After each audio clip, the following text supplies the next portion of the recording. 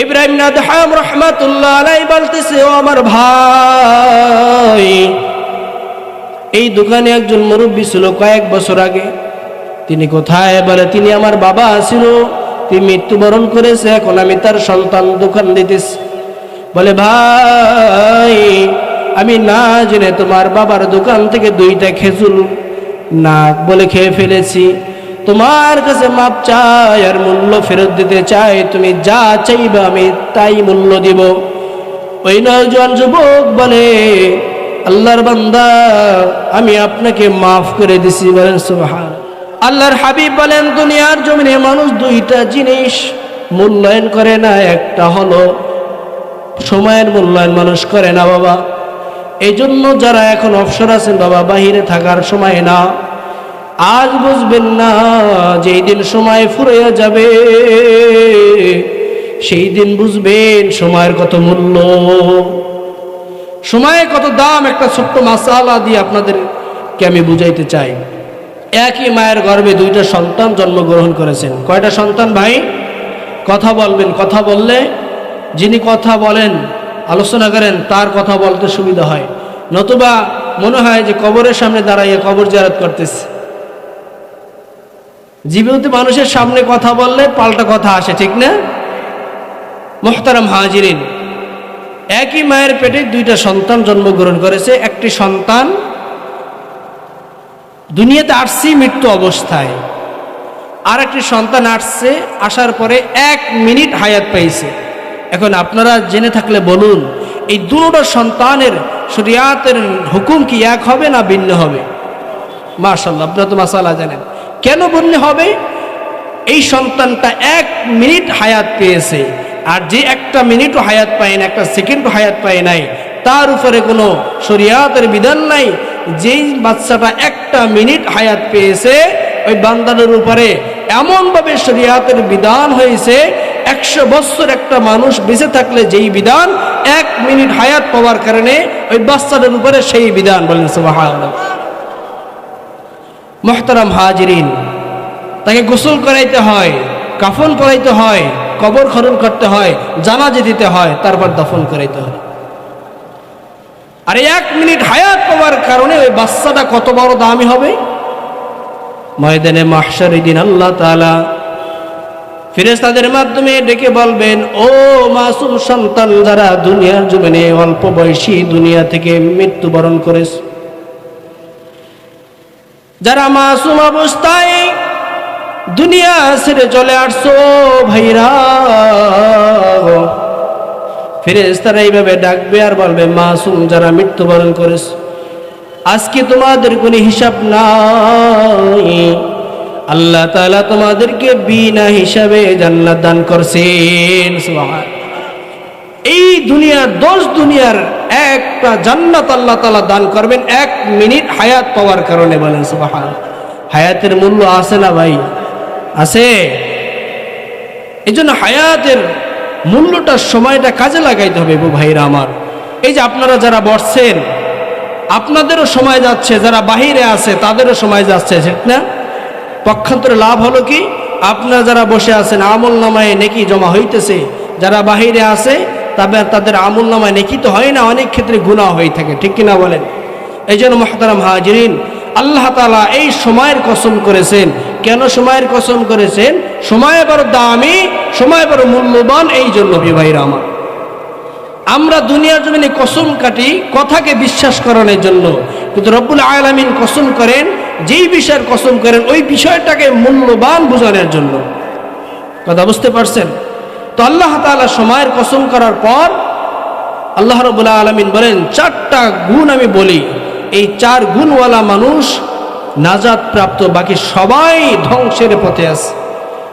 আল্লাহ তাআলা বলেন, ইল্লাল্লাযীনা আমানু, 1 নম্বরে যারা ঈমান আনবে। কি আনবে? আবার বলেন, কি আনবে? যারা ঈমানদার হবে। 2 নম্বর হলো ওয়া আমিলুস সলিহাত, নেক কাজ করবে।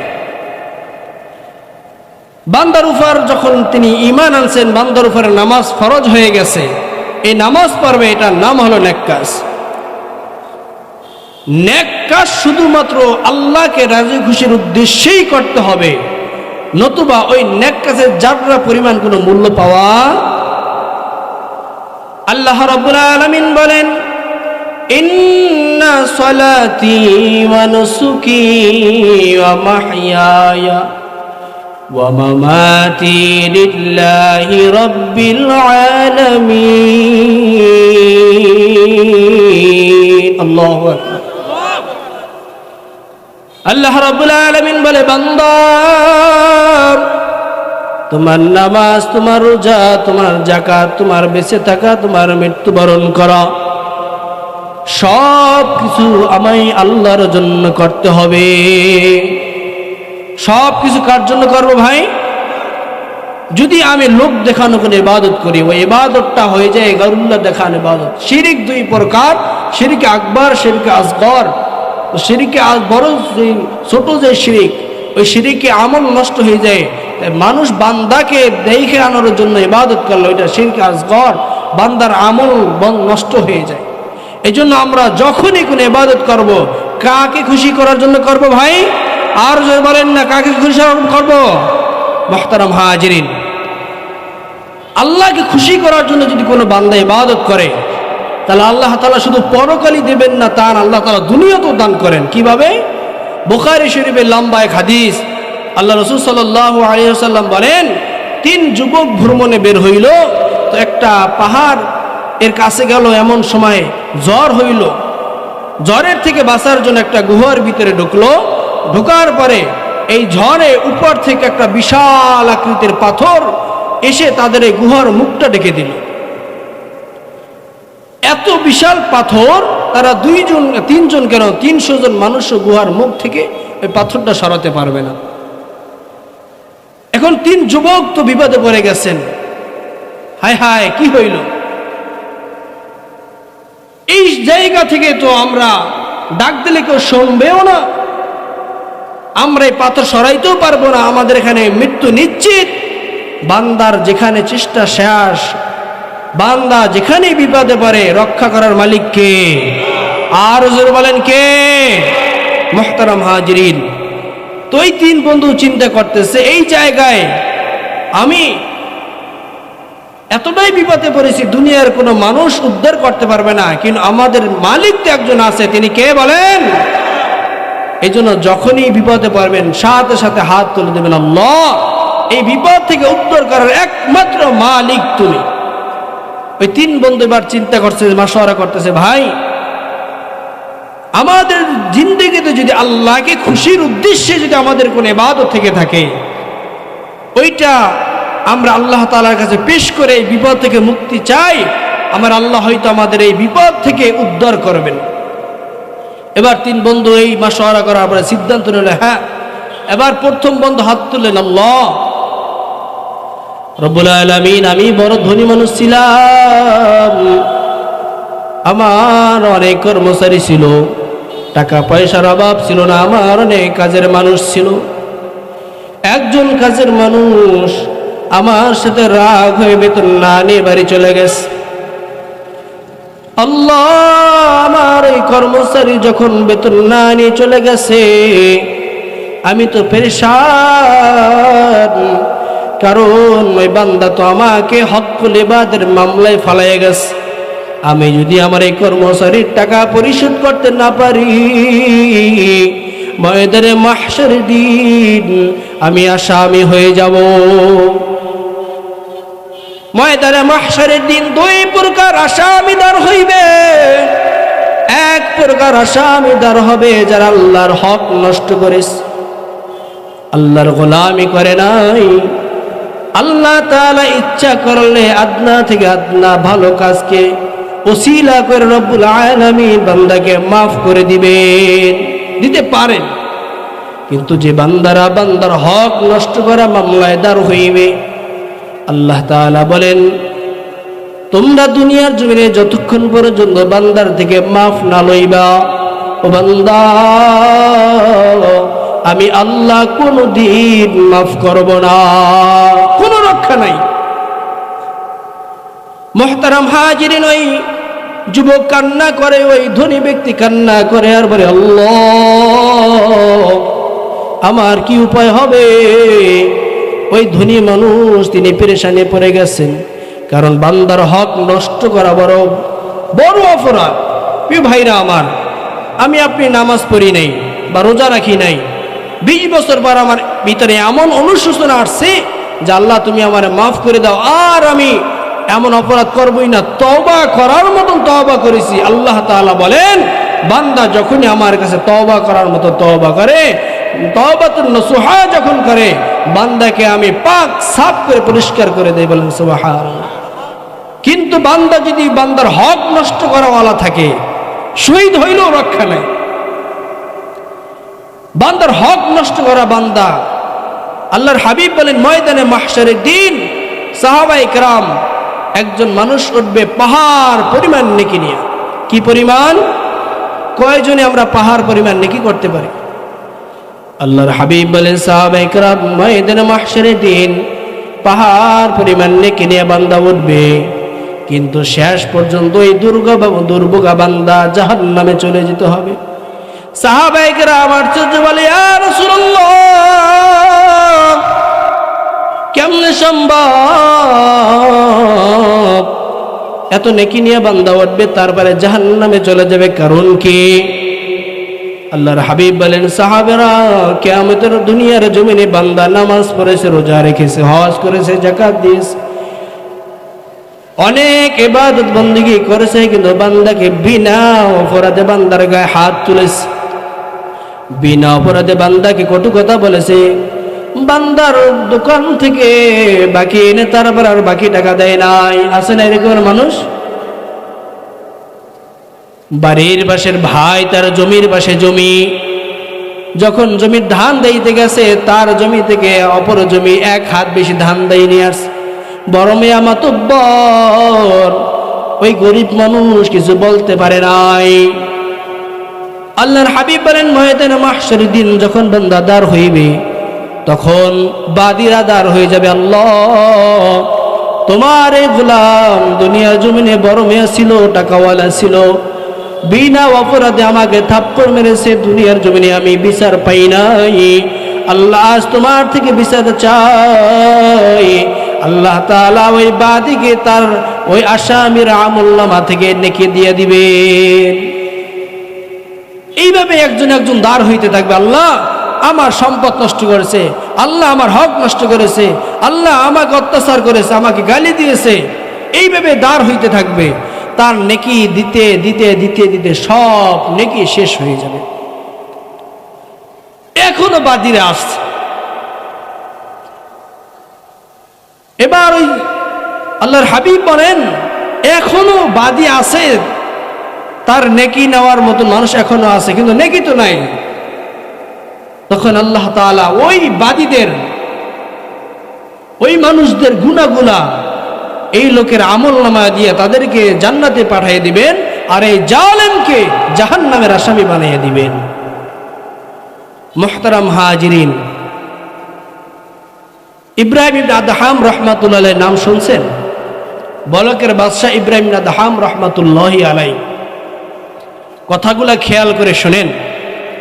তিনি বাইতুল মুকাদ্দাসে তাহাজ্জুদ নামাজের জন্য দাঁড়াইছেন, তাহাজ্জুদ নামাজ পড়তেছেন। তিনি শুনতে পাইতেছেন পাশে 2 জন ফেরেশতা কথোপকথন বলতেছে, একজন আরেকজনকে বলতেছে যে এনাকে কি চেনো? বলে হ্যাঁ চিনি। বলে ইনি হলো ইব্রাহিম আদহাম, বলকের বাদশাহী ছেড়ে দিছে আল্লাহর গোলামি সব সময় করার জন্য। এই ইব্রাহিম আদহাম রাহমাতুল্লাহ আল্লাহর এত বড় ওলি, কিন্তু দুঃখের বিষয় হলো 40 দিন পর্যন্ত তার ইবাদত আল্লাহ তাআলার দরবারে পৌঁছায় না। পেরেশান। অন্য ফেরেশতা বলে কেন পৌঁছায় না? আসলে এই ফেরেশতাদের ভিতরে কথোপকথন এই জন্যই আল্লাহ তাআলা করাইছেন, কারণ মুত্তাকি আল্লাহর প্রিয় বান্দারা যদি ভুলে কোনো অপরাধ করে থাকে, পবিত্র করার জন্য আল্লাহ তাআলা মাধ্যম পাঠাইয়া দেন।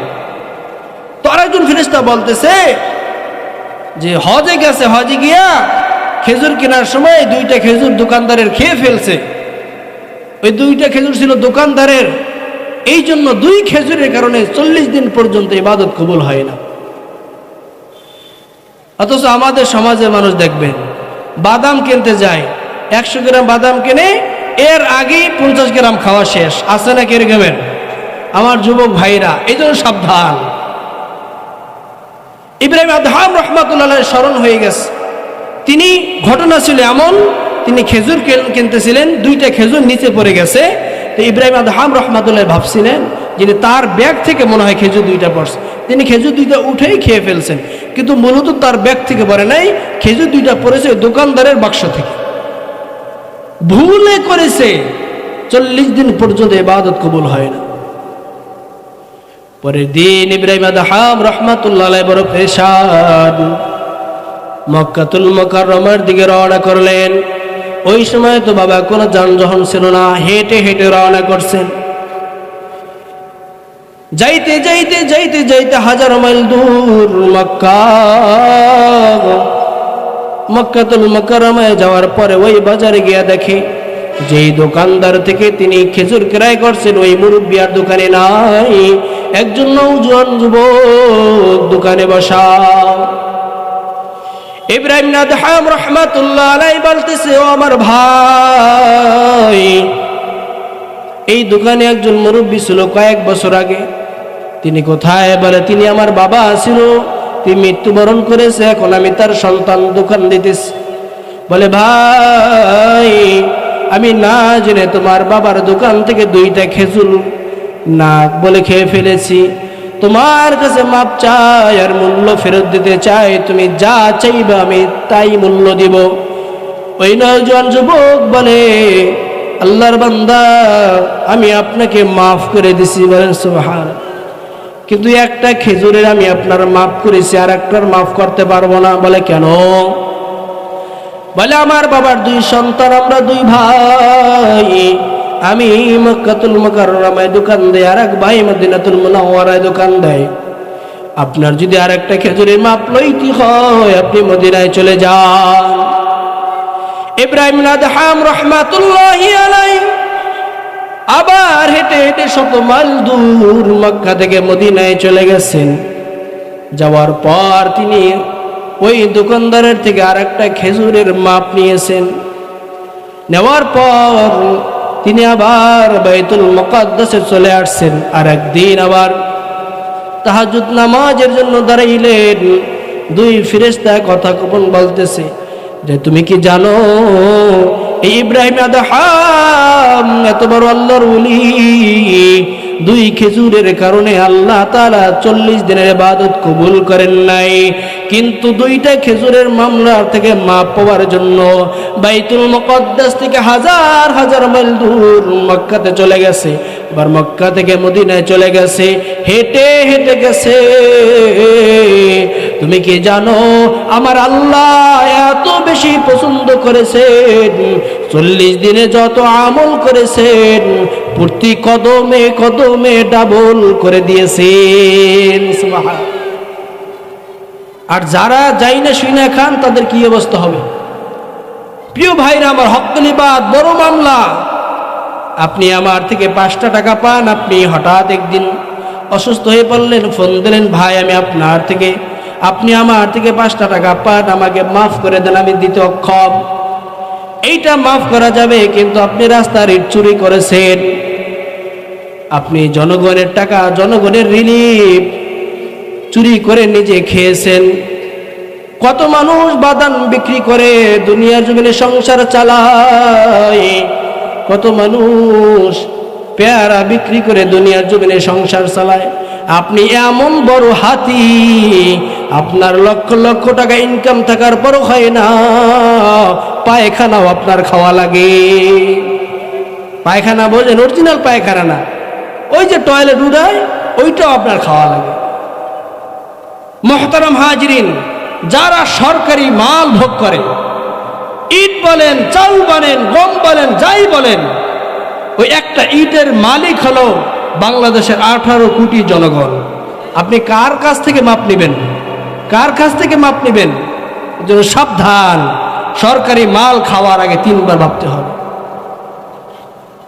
আপনি খাইতে খাইতে পেটটারে এরকমের বাসায় দিছেন, আর বৃদ্ধ হয়ে গেছেন, খালি শুধু বারবার হজে যান, তাবলীগের সময় কাটান, চরমনে যান, ইবাদতে মশগুল, কোনো কাজ হবে না যতক্ষণ পর্যন্ত বান্দার হক আপনি মাফ না নেবেন। আপনি কামাই কাজই তো করছেন রাষ্ট্রীয়, যেটার মালিক 18 কোটি জনগণ, কার কাছ থেকে মাপ নেবেন? এর জন্য খুবই সতর্ক হওয়া দরকার আছে না ভাই? ওই কোটিপতি তিনি করলো কি, ওই তার কর্মচারীর টাকা তিনি বসায় রাখে নাই, ওই টাকা দিয়ে একটা ছাগলের বাচ্চা কিনেছে। ছাগলের বাচ্চা থেকে ছাগলের বাচ্চাটা বড় হয়ে তারপর আবার বাচ্চা দিয়েছে, এইভাবে আস্তে করতে করতে বিশাল এক ছাগলের পাল হয়ে গেছে। হঠাৎ একদিন তার কর্মচারী ওই মালিকের দরবারে হাজির, বলে, ও মালিক, আমি আপনার কর্মচারী ছিলাম, রাগ হয়ে আপনার থেকে বেতন না নিয়ে চলে গেছে মালিক। আমি বড় অভাবে পড়েছি, আমার বাচ্চারা না খেয়ে আছে। মালিক, আজকে যদি আপনি আমার বেতন দিয়ে দেন আমার বড় উপকার হয়, আমি আপনার কাছে আমার সেই মজুরের জন্য আসলাম। ওই ধনী ব্যক্তি ওই যুবককে বুকে জড়াইয়া দইরা বলে, ও ভাই, তোমাকে আমি কত খুঁজেছি ভাইরে ভাই, তুমি আসছো নাকি আমাকে বড় মামলা থেকে রক্ষা করেছো ভাই, আমি বড় পেরেশানিতে ছিলাম, এই যে দেখো ছাগলের পাল সবগুলা তোমার, তুমি নিয়ে যাও। এবার ওই গরিব কর্মচারী বলে, মালিক, আমার সাথে আপনি মজা করেন না, আমি বড় কষ্টে আছি, মেহেরবানি করে আমার মজুরি দিয়ে দেন। ওই ধনী ব্যক্তি বলে, ভাই না, তোমার সাথে আমি মজা করি না, এই যে তুমি দেখতেছো আসলে এগুলো সব তোমার ওই কর্মচারী, তোমার ওই বেতনের টাকার সম্পদ, তুমি যাও সব কিছু নিয়ে যাও। ওই কর্মচারী খুশি মনে সব কিছু নিয়ে গেছেন। আর ওই ভাই, বড়লোক ভাই দোয়া করে, আল্লাহ, ওই দিনের আমি ওই কাজটা আমলটা যদি তোমাকে ভয় করে তোমাকে ভালোবেসে করে থাকি, রব্বুল আলামিন আজকে তুমি আমাদের এই বিপদ থেকে উদ্ধার করো। দোয়াটা করতে দেরি হয়, কিন্তু ওই গুহার মুখ থেকে পাথরের একটি অংশ সরে যেতে দেরি হয় নাই। সুবহানাল্লাহ। তাকে ডাকলে আল্লাহ জবাব দেয় কি দেয় না ভাই? মুহতারাম হাজিরিন, এখন কিছুটা বাহিরে দেখা যায়, বাতাস কিছুটা আসে, কিন্তু বের হওয়ার মতন উপযোগী হয় নাই। এবার দ্বিতীয় বন্ধু হাত তুলেছে, আল্লাহ, বুখারী শরীফের ঘটনা, কোনো কিচ্ছা নয় ভাই, নবীজির জবানের ঘটনা। দ্বিতীয় ব্যক্তি হাত তুলেছে, রব্বুল আলামিন, আমি এক মেয়ের উপরে আকৃষ্ট ছিলাম, আমার চাচাতো বোন, আমি বড় পাগল ছিলাম, তাকে আমি খারাপ প্রস্তাব দিয়েছি, তিনি আমার খারাপ প্রস্তাব প্রত্যাখ্যান করেছে। আল্লাহ, হঠাৎ করে আমাদের দেশে দুর্ভিক্ষ দেখা দিল, আমার এই বোন দুর্ভিক্ষের কারণে বড় কষ্টে পড়ে গেল, আমার কাছে সাহায্যের জন্য আসছে, আমি বড় তার আশেক, এই জন্য আমি বলছি, তুমি যত টাকা চাও আমি দিব, কিন্তু আমার মনের বাসনা তোমার পূরণ করতে হবে। ওই যুবক বলে, আল্লাহ, আমার এই বোন বিপদে পড়ে আমার কথায় তিনি রাজি হয়েছেন, আমি তাকে টাকা দিয়েছি, টাকা দেওয়ার পরে আমার মনের বাসনা পূরণ করার জন্য নির্জনে গেলাম। আমার বোন কান্না করে আর বলে, ও ভাই, দুনিয়ার জমিনে আমি কখনো অপবিত্র হই নাই, কখনো হারাম কাজ করি নাই, আজকে আমি অভাবে পড়েছি, কষ্টে পড়েছি, ভাই তুমি আজকে আমাকে নাপাক বানাইও না, তুমি আমার ক্ষতি করিও না, আল্লাহকে ভয় করো, যে আল্লাহ তোমাকে হায়াত দিয়ে জীবিত রেখেছেন, এই অপরাধের কারণে আল্লাহ গজব দিয়ে ধ্বংস করতে পারে। দুনিয়ার জমিনে যে অপরাধের কারণে আল্লাহ সবচেয়ে বেশি বেজার হয় তার নাম হলো জিনা। এই জন্য শরীয়তের হুকুম হলো, বিবাহ এবং বিবাহিতা নারী পুরুষ যদি জিনা করে তাকে হত্যা করে ফেলো। আল্লাহ তাআলা বলেন, তোমরা জিনার কাছেও যেও না। ওই নওজোয়ান যুবক বলে, আল্লাহ, আমার বোন যখন এই কথা বলল, সাথে সাথে আমার দিলের ভিতরে কেমন যেন একটা কম্পন সৃষ্টি হইল, তোমার ভয় আমার অন্তরের ভিতরে চলে আসলো। আল্লাহর হাবিব বলেন, ময়দানে মাহশরের দিন 7 শ্রেণীর মানুষ আল্লাহ তাআলা আরশের নিচে জায়গা দান করবেন, যেই দিন কোনো ছায়া থাকবে না, মানুষ কিয়ামতের ময়দানে ছটফট করতে থাকবে। মাথার 1 বিঘা উপরে সূর্যটা চলে আসবে, সূর্যের তাপের কারণে মাথার মগজগুলো টকবক করে ফুটতে থাকবে। আল্লাহ তাআলা বলেন ওই দিন আমার ছায়া ব্যতিরেকে কোনো ছায়া থাকবে না, আর ওই দিন আমার এই বান্দাকে আমি ছায়া দান করব। যে বান্দা যৌবনকালে সুন্দরী নারী ডেকেছে কিন্তু তিনি বলেছে আমি আল্লাহকে ভয় করি, ওই যুবক বলতেছে আল্লাহ আমার এই বোন কথা বলার সাথে সাথে আমি ওখান থেকে দৌড়ে পালে আসলাম, রব্বুল আলামিন আমার ওই দিনের এই ভয়টা তোমার এই ভালোবাসা আমলটা যদি পছন্দ হয় আমাদের এই বিপদ থেকে উদ্ধার করো। যুবক বান্দা দোয়া করতে দেরি হয়, গুহার মুখ থেকে পাথরের একটা অংশ সরে যেতে দেরি করে নাই। সুবহানাল্লাহ। মুহতারাম হাজিরিন, নেক কাজ করলে লাভ আছে না নাই? আর জোরে বলেন আছে না নাই? মুহতারাম হাজিরিন, ময়দানে মাহশারের দিন আল্লাহ ওসিলা তালাশ করবেন বান্দাকে মাফ করার জন্য, কারণ আল্লাহ তাআলা বান্দারে বড় ভালোবাসা বানাইছেন, বড় মহব্বত করে বানাইছেন, বান্দাকে আল্লাহ বড় ভালোবাসেন। এই জন্য ময়দানে মাহশারের দিন আল্লাহ তাআলা শুধু ওসিলা খুঁজবেন, কোন ওসিলায় বান্দাকে মাফ করা যায়। মুহতারাম হাজিরিন, এবার তৃতীয় বন্ধু হাত তুলেছে, আল্লাহ আমার মা বাবা বৃদ্ধ ছিল, রব্বুল আলামিন প্রতিদিন আমার যে গাভী ছিল এই গাভী থেকে দুধ দহন করে আমার মা বাবাকে আমি খাওয়াইতাম। আগে আমার মা বাবাকে খাওয়াইতাম, তারপর আমার সন্তান বিবিদেরকে খাওয়াইতাম। দুধ এমন এক খাবার, যে খাবার খাইলে ক্ষুধাও মিটে যায়, পিপাসাও দূর হয়ে যায়। সুবহানাল্লাহ বলবেন না? দুধ হলো জান্নাতি খাবার। ওই সময় দুধ খুব মেন খাবারই ছিল, কারণ দুধ খেলে ক্ষুধাও মিটে, পিপাসাও মিটে। তো ওই যুবক তিনি বলেন যে আমি একদিন কোথাও সফরে গেলাম, আসতে আসতে দেরি হয়ে গেল। বাড়িতে ঢোকার পরে দেখি আমার মা বাবা ঘুমিয়ে পড়েছে। এবার আমি চিন্তা করলাম, দুধ দহন করে চিন্তা করলাম কোনোদিন এমনটা হয় না আমার মা বাবার আগে আমার বিবি সন্তানকে খাওয়াইছি, আজকেও এমনটা হবে না আমার মা বাবার আগে আমি আমার বিবি সন্তানদেরকে খাওয়াবো না। কিন্তু বর্তমানে যুবক এমন, বাবা রিক্সা চালাইয়া সন্তানকে মানুষ বানায়, পড়ালেখা করায়, বড় চাকরি করায় দেয়। মা বাড়ির কাজ করে, মানুষের বাড়ি কাজ করে করে সন্তানকে লেখাপড়া করায়।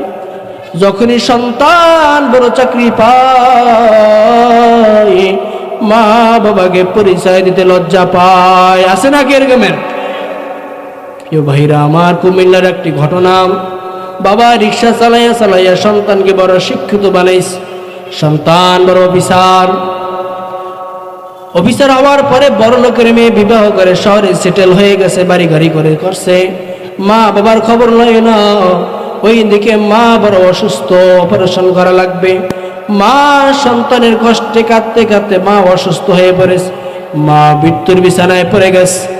বাবা নিরুপায় হয়ে সন্তানের খবর নিয়ে তারপর সন্তানের বাড়িতে দেখার জন্য গেছে।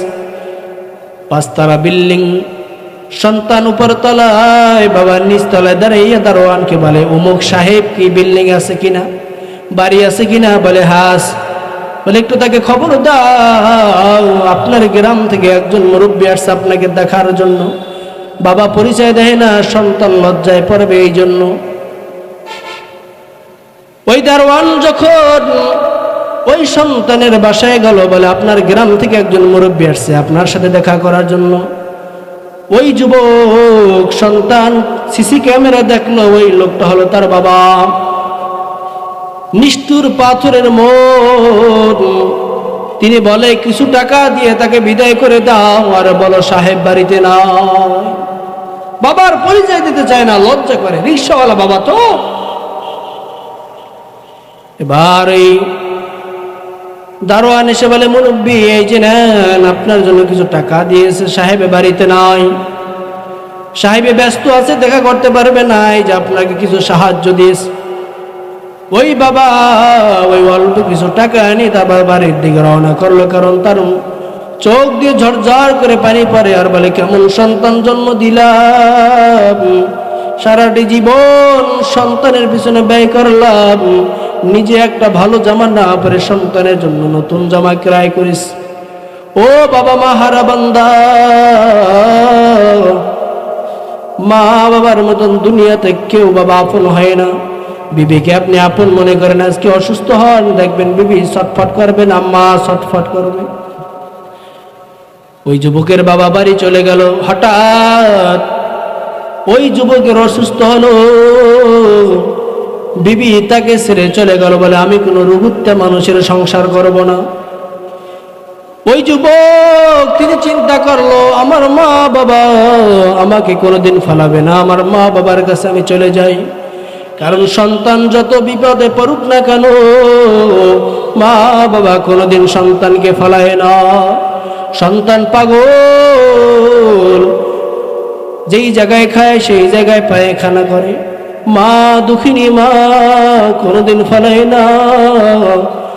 ওই 18 বছর 20 বছরের সন্তানকে যাইয়া ধয়া পড়ায়া তারপর সন্তানকে পরিষ্কার করে। এই হলো মা। আর বিবি হলো আমল। যদি স্বামী একটু অভাবে পড়ে তখন আর স্বামীর পরিচয় দিতে চায় না। তো মুহতারাম হাজিরিন, তো এই লোক মুরব্বী, তিনি দুধ দহন করে দাঁড়িয়ে রয়েছেন। ফজরের সময় তার মা বাবা উঠছে, তাদেরকে দুধ পান করাইয়া তারপর তার বিবি সন্তানদেরকে পান করাইছে। আল্লাহর কাছে দোয়া করে, আল্লাহ আমাদের আমল যদি পছন্দ হয় আপনার কাছে, তাহলে আমাদেরকে বিপদ থেকে উদ্ধার করে দেন। এই দোয়া করার সাথে সাথে আল্লাহ তাআলা তাদের গুহার মুখ থেকে বাকি অংশ পাথর দূর করে দিয়েছেন। বলেন সুবহানাল্লাহ। এরপরে 3 যুবক সেখান থেকে বের হয়েছে।